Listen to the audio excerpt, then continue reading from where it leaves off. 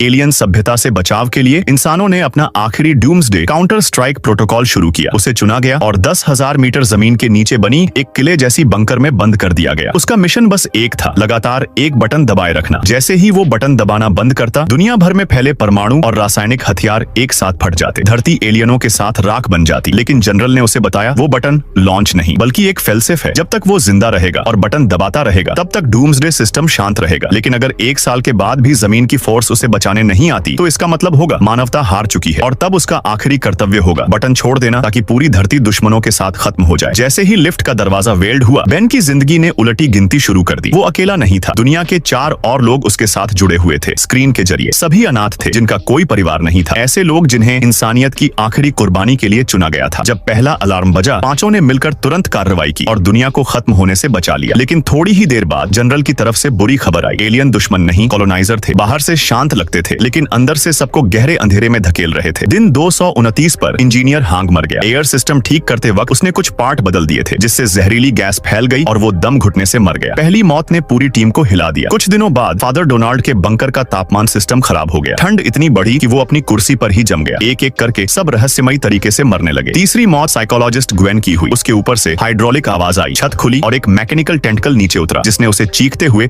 अंधेरे में खींच लिया। अब बस 2 लोग बचे थे, बेन और काटिया। उन्हें समझ आ गया कि सिस्टम हैक हो चुका है। एलियन अब उनके अंदर घुस चुके हैं और उन्हें एक एक करके मार रहे हैं। काटिया टूट चुकी थी। वो चाहती थी कि टाइमर खत्म हो जाए और सब कुछ एलियनों के साथ उड़ जाए, लेकिन बेन ने उसे रोका। उसने कहा, जब तक बाहर जरा सी उम्मीद भी बाकी है, हम हार नहीं मानेंगे। उसकी हिम्मत देखकर काटिया फिर से उठ खड़ी हुई। दोनों ने कसम खाई, हम साथ में जिंदा बाहर निकलेंगे। लेकिन दिन 365 यानी आखिरी दिन पर काटिया के पैनल में अचानक आग लग गई। धमाके के साथ उसका पूरा बंकर उड़ गया। बेन बस स्क्रीन पर आग के बीच उसे गायब होते देखता रह गया। अब वो अकेला रह गया था, डूम्सडे प्रोटोकॉल का आखिरी पहरेदार। जब अगला अलार्म बजा, उसने टाइमर को देखा और हल्की सी मुस्कान दी। अब सब खत्म हो चुका है, तो सब जलने दो। काउंटडाउन खत्म होने ही वाला था, तभी स्क्रीन झिलमिलाई और जनरल की आवाज आई, बेन, हमने एलियनों को हरा दिया है, लेकिन सिस्टम को बाहर से बंद नहीं किया जा सकता। तुम्हें बटन दबाते रहना होगा जब तक रेस्क्यू टीम तुम्हें बाहर नहीं निकाल लेती। ये सुनकर बेन की आंखों में फिर उम्मीद जग गई। वो मुस्कुराया और पहले से भी ज्यादा भरोसे से बटन दबाने लगा। लेकिन उसे नहीं पता था, स्क्रीन के उस पार जनरल अब जिंदा नहीं था। एलियनों ने उसे बहुत पहले मार दिया था। जो संदेश उसने सुना वो बस एलियनों का आखिरी झूठा जाल था, ताकि बेन दबा रहे और सिस्टम कभी बंद न हो। मानवता पहले ही खत्म हो चुकी थी। अब वो धरती पर बचा आखिरी इंसान था, जो हमेशा के लिए कैद हो गया, एक खाली दुनिया की रखवाली करते हुए।